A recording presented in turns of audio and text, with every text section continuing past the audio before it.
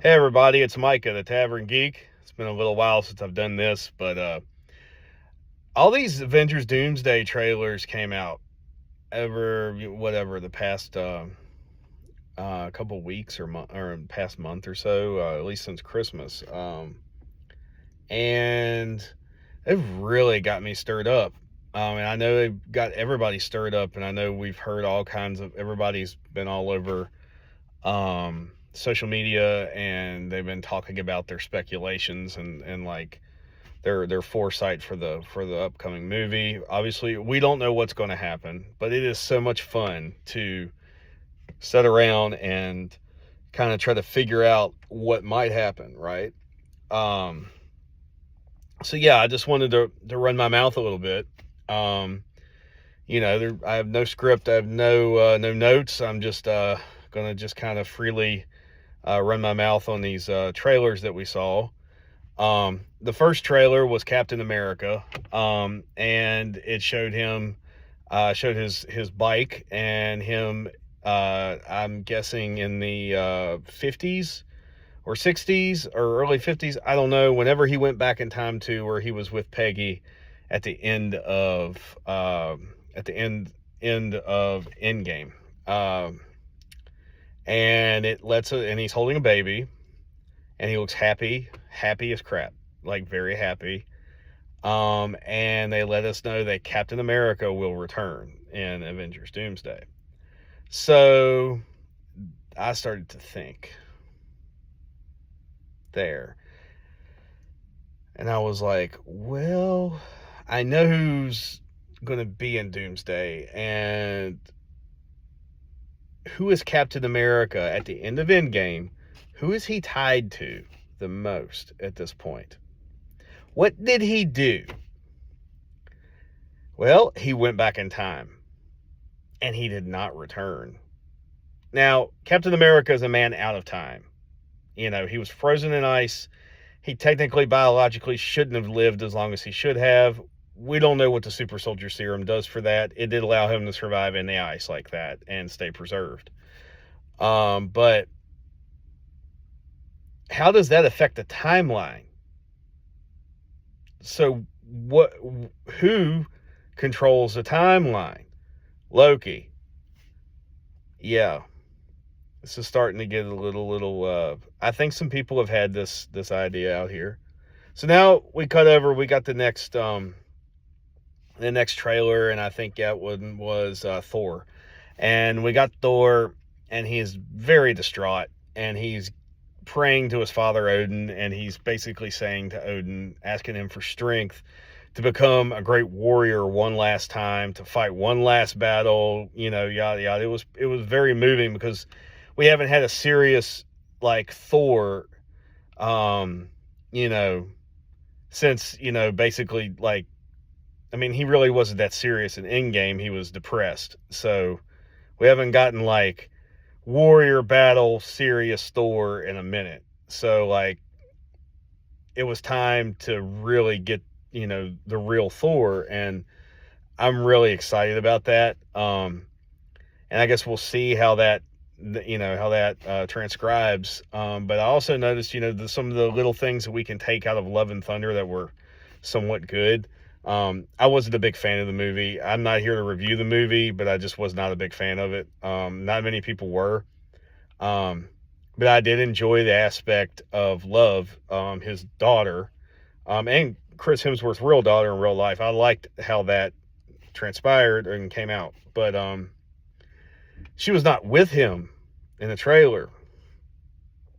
Now, I don't know if she's off in the woods, I don't know, drawing on a tree. But there seems to be some sort of pattern going on with children here. Because our very first teaser for this movie was at the end of Fantastic Four. And who was Dr. Doom hanging out with? A child, Franklin Richards, the most powerful child in all of comic books. Then we stem over and we have Captain America holding a baby. We don't know who that baby is, but he's holding a baby. We don't know anything about it, and I'm not going to exhaust myself trying to figure that out. Then we go over to Thor, and he is childless. We just survived Stranger Things with a bunch of kids being abducted. But anyway, so I was thinking, I continued to think. And then, the Thor trailer was great, and he had this prayer, and he wants to be this, badass warrior again and all this.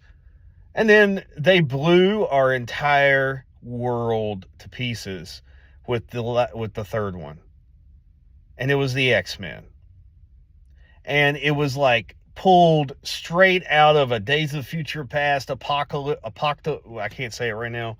Just one of those old school X-Men comics where everything is just falling apart. And, it's just dark and gritty, and we got Patrick Stewart and we got Ian McKellen, and everybody has loved the X-Men just like me for as long as forever, and watched all of the Fox movies just because you were such a hardcore X-Men fan and loved all the actors that played these characters, because they were great. They were great casting choices for Fox. Fox didn't they didn't hire bad actors. Like, they wrote crappy movies after. But yeah, so we get this X-Men trailer. We see Xavier and Magneto, reminiscing, or whatever, and talking to each other, and the mansion is in ruins, and it just cuts straight to Cyclops. And this has been this has been the past couple of years of Cyclops. Like, Cyclops has been the man. Like, everybody's loved Cyclops now. Like, it's great. Because I've always liked Cyclops. And he's in his classic X-Men animated series 97 Jim Lee uniform, and ripping the visor off and going full, no visor, just letting the optic blast fly, and you see a big old Sentinel foot drop down. So we know that the X-Men's world is freaking falling apart. And I'm assuming that's the same X-Men world that Beast is from the Marvels, that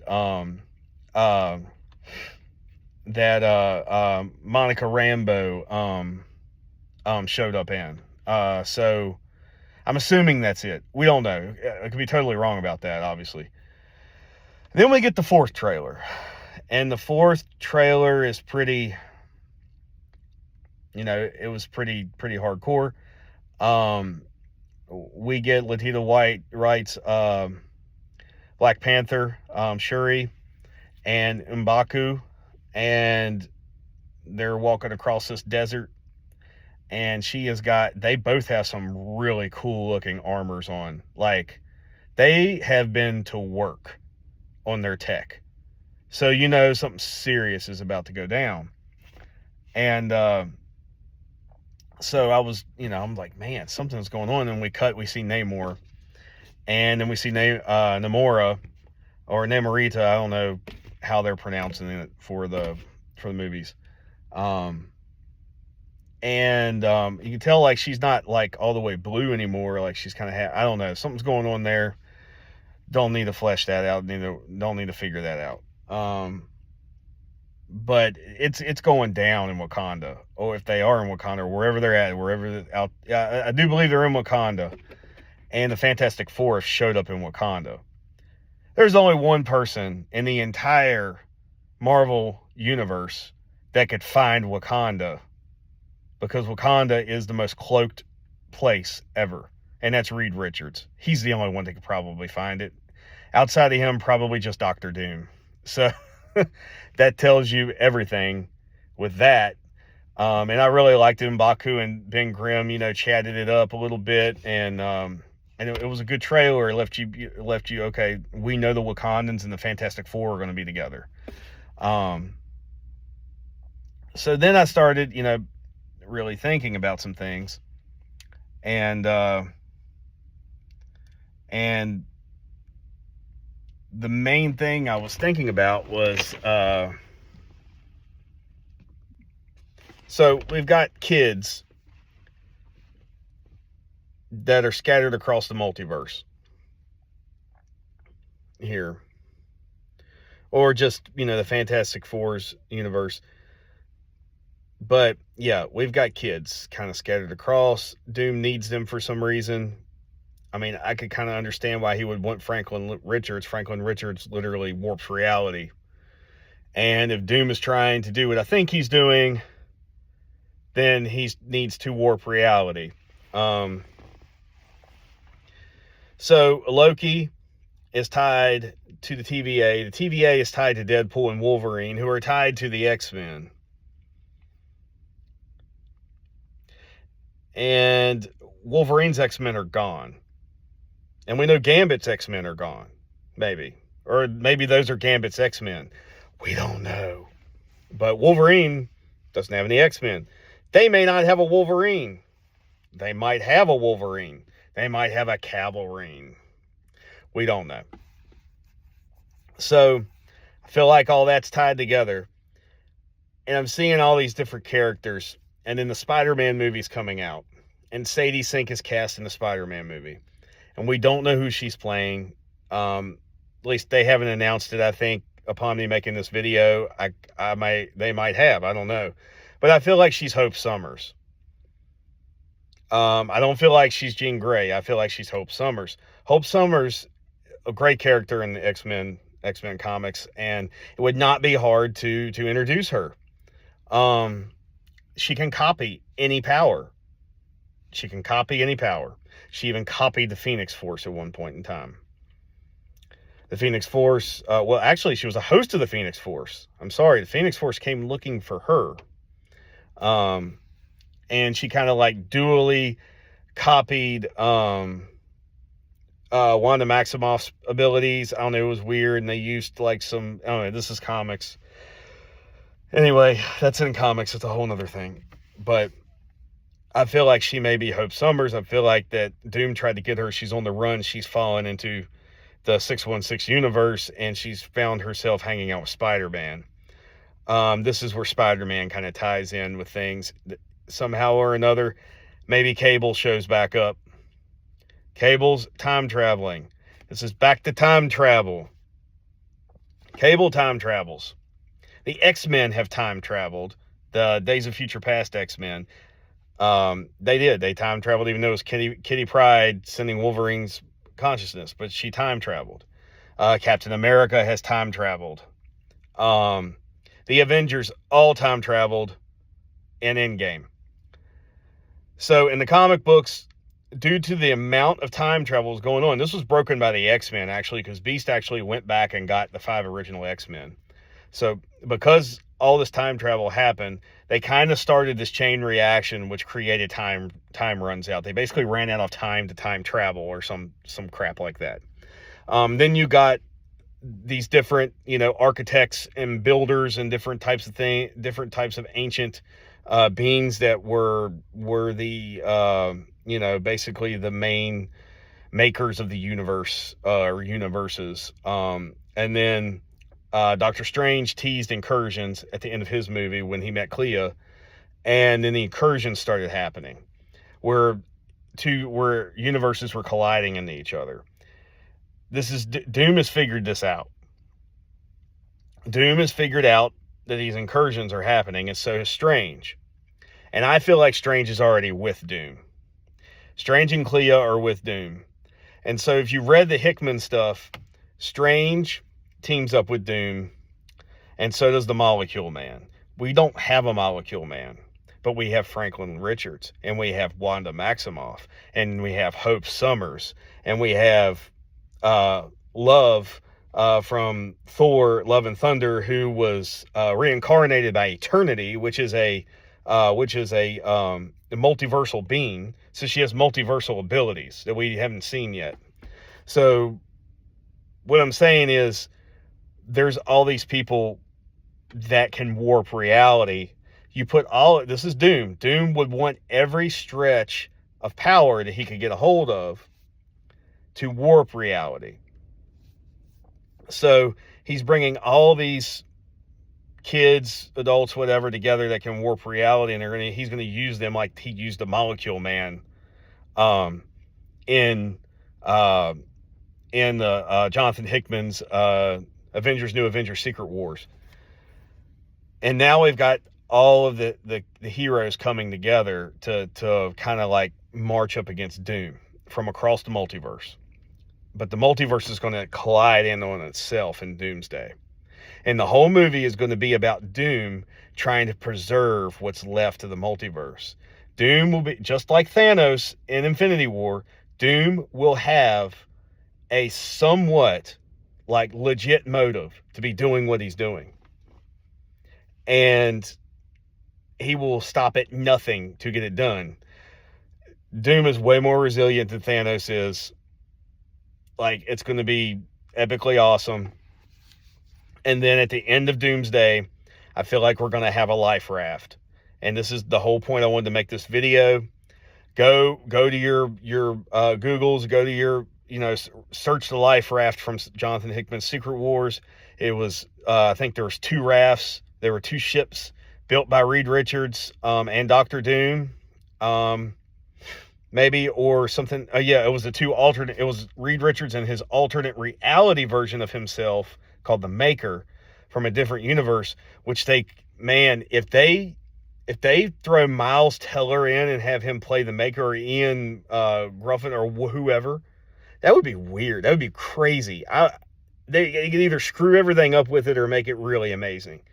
But the Maker built one raft, R. Reed Richards built the other. And the Cabal, which was just like a group of bad people in Namor, got on the raft with the Maker, who the Maker's not a good version of Reed Richards. He's an a-hole. But Reed Richards got stuck with a couple of Avengers, and basically they couldn't load up the ones they handpicked, and they had to like kind of use the computer to beam whoever they could beam that was suitable to be on the life raft. And it was pretty cool. We got some really cool characters on the life raft. T'Challa was on there, although I don't know if we'll get it to T'Challa or not. Cyclops showed up. Cyclops was possessed by the Phoenix Force, and he was really cool and like foamy and stuff, and like had like Phoenix fumes coming out of him, and he was all talking in the third person. But he was pretty cool. Captain Marvel was on there, Spider-Man, Star-Lord, I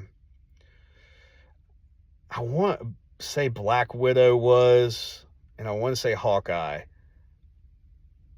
but I don't know. I don't know if Hawkeye was. And that's all I can remember. But I'm thinking maybe they maybe they have Spider-Man, Tom Holland,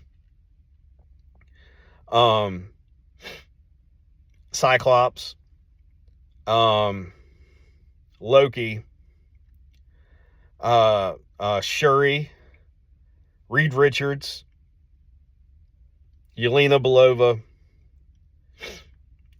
If you want to throw Chris Pratt in there, Star-Lord, he would help with some of the comedy on there, but I haven't heard anything about him even being in this movie, so I don't know. He was on the raft in the comics. And that's all I can really remember. Then when everything happened and they went into the Secret Wars, they were on that raft and they arrived or whatever. Miles Morales was also on that ship. He was a stowaway. But we're probably not going to get a Miles Morales, unfortunately. So probably won't see him.